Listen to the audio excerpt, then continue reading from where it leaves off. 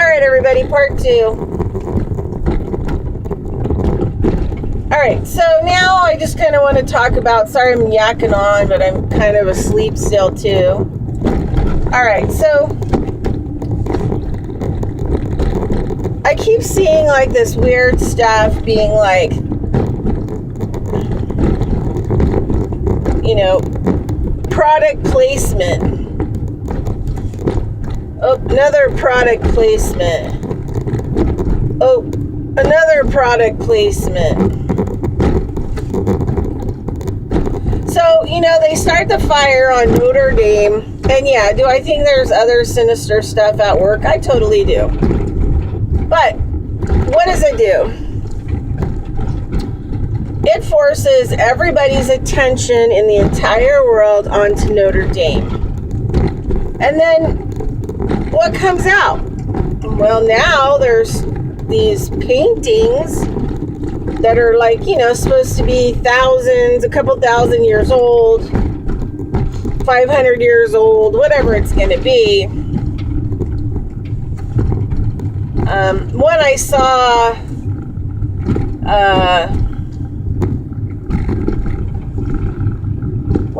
the other day had Jesus on it with his, you know, sacred heart, you know, his sacred heart. And then behind him is like, looks like the White House, and, you know, it's on fire. This is like product placement, predictive programming. And I don't care how old it is, okay? Because it doesn't matter. They can copy paste it in this reality at any point in time that they want to. There is no past, present, and future, right? So, you know, this painting was saved, and oh, look, there's pictures of it, you know, all of a sudden on the internet, because, you know, it was in Notre Dame, and it was like rescued, or, you know, the sinister plot is, you know, people were taking things off Notre Dame and removing them, and, you know, all this stuff is predictive programming. When the whole thing is covering up the inside or whatever, the product placement of the system that you're supposed to believe in, right? So they're getting, you know, like the masses to believe something else, and they're showing you that, you know, someone painted a painting, you know, and it was a prophecy. Well, it wasn't a prophecy. Sorry, guys. All right, did you get him? Did you get him? Did you get that sucker? You did? Oh, that's good. Thank you very much. Okay. All right, so, oops, I didn't take the right detour, I don't think. Sideway closed. I'm going this way. Okay. Anyway, so the bottom line, I don't even really know how to like fully explain what I'm trying to, you know, really put out there. All right, I have no idea. There's just like construction everywhere. You know, it's like a giant, you know, cattle feedlot where they just, you know, put you through the, you know, the lines, and we somehow get used to that stuff, you know, like it's normal. All right, so, okay, so, another predictive programming and product placement that appeared, started appearing before Trump got elected. And it's this book that's supposed to be like 119 years old or whatever else. And the kid in the book is barren, you know, and one of his friends is Trump, right? Kind of a thing. So, you know, and people are like, oh, it's a prophecy, you know, it's a prophecy. Look, somebody wrote it and it's a prophecy. It's not really a prophecy, people. It's a product placement. And sure, in our world, do we have people trained to know maybe what, you know, historical artifacts are? Crud. Of course we do. Of course we do. And who trained them? Colleges and universities. So if the artifact or book or painting or whatever else, you know, has these specialists who've been trained by these organizations to be able to date or look at to see, I don't know, you know, or give, you know, their authentic opinion of how old it is. But they've been trained to do that, you know. There are systems and ways of doing the kind of stuff that they want. So they control who gets to authenticate historical items, which ones they get to authenticate, and how that authentication happens. So just because something looks old or all of a sudden shows up, so that you can be predictive programming, mind control, you know, a set of belief systems inserted, and product placement. So that Trump book, I look at it as a product placement, that product was placed.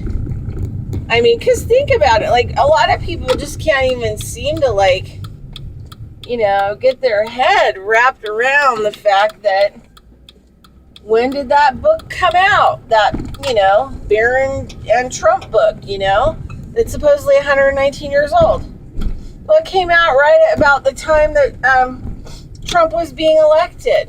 So you don't think that, you know, even though like it's supposed to be like a historical, you know, artifact or book that somebody wrote, you don't think that it could be like a product placement to get you to believe something? I mean, you know, why then? Why then was it coming out? I mean, you know, why then? Which one of these things doesn't go together? Which one of these things doesn't belong? And you know, what's really sad is because you have generations now that, you know, rely completely on their cell phone for what's true and what's fake. And a lot of them don't really, I mean, even my generation, a lot of them are medicated. Alcohol and pharmaceutical drugs and antidepressants and, you know, a whole host of stuff. TV. I look at TV, you know, because it has that digital pulse. And they say that it actually puts you in a state of like being asleep. So once that happens, then it's like your subconscious mind, you know, is like being programmed. And the TV can insert whatever, you know, they want behind that digital pulse or whatever they're selling you. Oh, look, there's a big tent in the middle of the park. And there's a lot of homeless these days. I mean, a lot. We have a huge amount. And that's another thing is like all of this programming and everything else that's going on. I mean, people are not paying attention to like literally what is really going on. I mean, it's pretty like epic. Pretty epic. Pretty fucking epic. Alright, I'm going to go in here and turn around. Okay.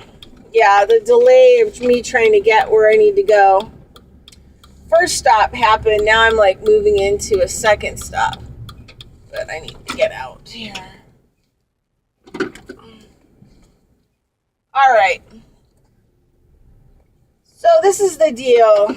You know, gray extraterrestrials tell us that each time that they put, you know, humans here or practice beings or, I don't know, humanoids like us or, you know, biological suits, they manufacture biological suits to put us in the energy part. And, you know, they manufacture us all over. That's why there's a huge run on biological material and extraterrestrial stuff that's going on. They need to harvest as much of this material as they can because the nuclear, you know, radiation stuff's getting, you know, bigger and bigger and bigger and, you know, more epic. All right. Let me just get us more in the shade. Okay, so what you think is real is not real. It's most likely predictive programming, you know, and it's most likely product placement. For example,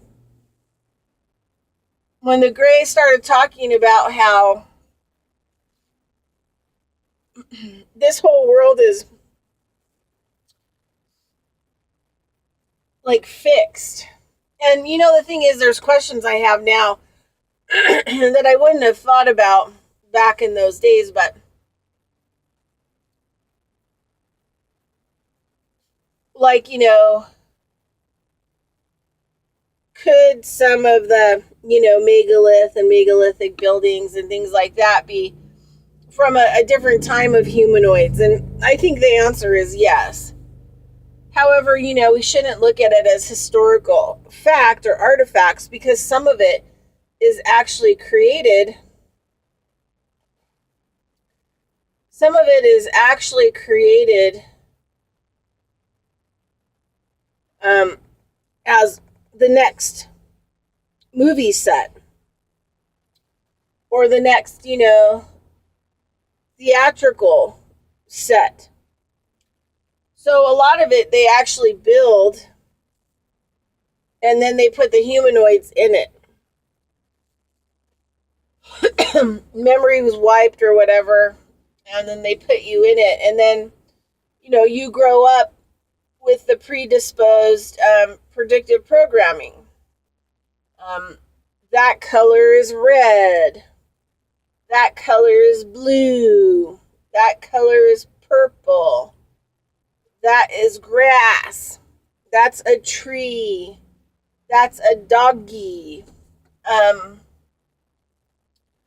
And so all of that is predictive programming because the being isn't allowed to create using its whole brain function how it decides that it's going to communicate or understand the world that it lives in. They are forced into the pre-design of belief systems of how, you know, all that is. So I just kind of wanted to say, you know, whatever kind of, my doggy's going to go crazy here in 1 second. Come here. It's okay. No, it's okay. It's okay. No. Okay. Another one of those, you know, programmed dum-dums with their dog. Yeah. let's just walk the dog right next to the van to set off that other dog. People just can't think anymore. Their brains are like just mush. Just mush. Stay. No. Shh. Okay. Anyway. So maybe, the stuff that's coming out historically, religiously, like you have to pay attention, like product placement. Why is this painting or book or product, being placed in our matrix at the time that it's being placed? Why is it uncovered at the time that it's uncovered?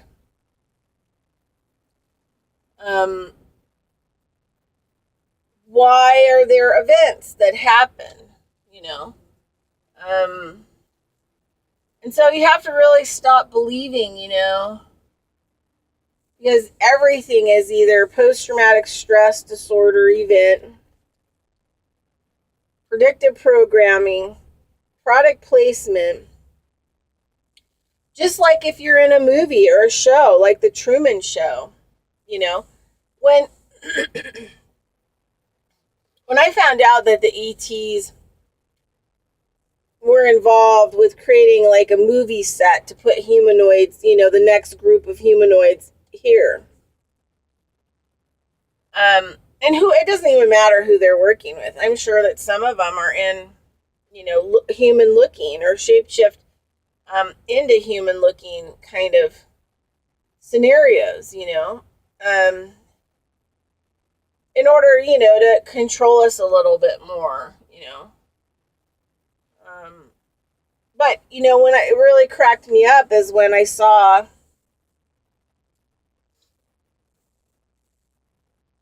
on one of the pyramids, I forget what pyramid it is, but there's these hieroglyph, right? That is, hydroglyph that looks like helicopters and airplanes. I mean, like exact for our time period. And so because of your predictive programming, you automatically go, wow, these people knew stuff 3,000 years ago that they would actually, carve it into stone on a wall in a pyramid. And then, the thing is like nobody thinks about if these people were like ancient and didn't have electricity and all this stuff, how in the heck did they paint and carve walls way down in the ground in the complete darkness? I mean, let's talk about that. Hello? Which one of these things doesn't go together? Which one of these things doesn't belong? It's like people's brains, they can't really put like 2 and 2 together. It's just crazy. It's like super, super crazy. And that was fact to me, seeing those, airplanes and helicopter in that pyramid. That was fact that it's product placement, predictive programming, post-traumatic event control, to only keep us focused in on what they, and I don't even know who they are, but all the way, but, that they want to keep us, following the direction of feeling, being spiritually, mentally, emotionally, physically, and spiritually in the direction that they want. And they instill a lot of this stuff into us, and then when we start to kind of get out, we have these moments where we have these Agent Smith moments. And it really cracks me up because, I'm taking this herbal medicine program this summer. And finally, since 2004, nothing went wrong so that I could actually take it. But now my, van is acting up, which is a whole other thing. But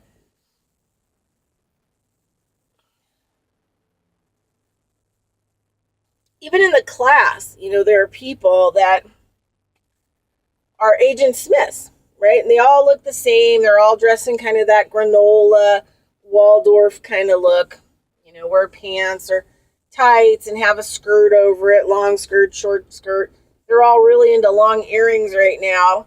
And every single one of them has a silver and turquoise ring. At least one,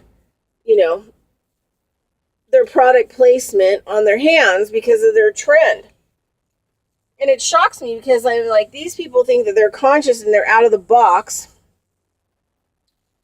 but they look like each other, right? It's a trend. And they're just a couple of them really, I never really fit in. It's just how it is. And I've spent a lot of my life trying to act normal, and it never works. I think it actually makes things worse when I try to act normal. And so, because they didn't really know what to do with me, there'd be moments where my speech would be controlled, that there was a lot of eye rolling and, other kinds of behaviors. And then the other one was about, a lot of comments on my bucket, because I had a 5-gallon plastic bucket with a lid, and I can sit on that. I use it for farming stuff. I can use it as a table to write stuff. I put all my gear inside. I carry it around. It's a chair. It's awesome. And I use it for all my field work from farming. And, I showed up in my farming boots and, all my other stuff. So I just didn't really look like them. So there were a lot of these, passive aggressive comments. It was mostly targeting my bucket, which was like a really weird thing. Because I work hard, I'm smart, I show up, I always try to leave things better than when I came. It makes it really hard on the people who are being controlled by, Agent Smith to come up with anything that would eradicate me or get me tossed out. But that was being worked on as well, believe me. Behind the scenes, there was some stuff that was going on where the focus was trying to be targeted on me. So, but it's always interesting. It's always interesting to see how this stuff plays out and how people are used because of their belief systems, and they think that they're conscious or different, and they're all part of it. Trends and styles in the herd. So anyway, just watch that, predictive programming stuff, and watch product placement. I mean, when you see things pop up at certain times, ask yourself why. Why are these paintings all of a sudden, why were we forced to look at Notre Dame? Why now are all these photos and different things coming up, even in the alternative media, about these certain kinds of paintings that are showing things? How could they know back then? They didn't know back then. It's all the same. It's being generated, copy-pasted in your reality to control the global narrative about what's going on and control your belief systems that, it's all about fate, destiny. The gods have control over it and you have zero control. So you just believe mindlessly in the stuff that they toss out at you. They barf out at you. to control you mentally, emotionally, physically, and spiritually. And so they can predict, so it's interesting to see what's happening. And that, people are just kind of going along with it. How many, 900 years Notre Dame never caught on fire? And we supposedly have, things in place for fires and stuff like that in this day and age. And now is when Notre Dame catches on fire. And then all these, secretive stuff, conspiracy stuff about, they removed the 12 disciples days before the fire. Oh, and then these paintings were removed, with the White House in the background, on fire and, all this other stuff. And it's just like, if they didn't have wanted you to see all that stuff, they wouldn't have done it outright in the public. They would have done it in a way that nobody would have noticed. So that tells you right there that there's an agenda, right? It doesn't even really matter what the agenda is. There's an agenda. So, all right, watch for those product placements. Because there are a lot of them, and they're just not on TV. They're not just on your computer. Product placements are stop signs. They're exit signs with arrows.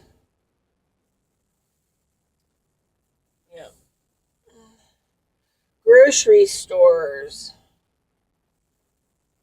And supposedly historical artifacts. I mean, once I saw the, hieroglyphs of the, airplanes and helicopters on the wall in that one pyramid, I was like, there's no possible way that we could really believe in any of the historical stuff that they want to barf out onto us and make it fact and make it prophecy, right?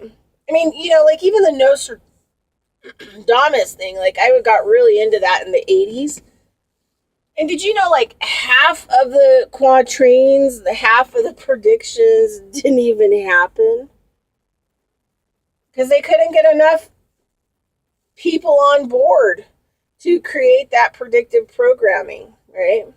And nobody cared, like, what was it? The flight of Halley's Comet will create a worldwide drought and people will become man-eaters. They will eat each other. That, so far hasn't happened. I mean, but, there are beings here that do eat people. They may look human, but they're not. All right, that's it. That's your rant for today. All right. Talk to you later. Conscious of Economics and Urban Farm Project. Bridget Lynn Dogoff.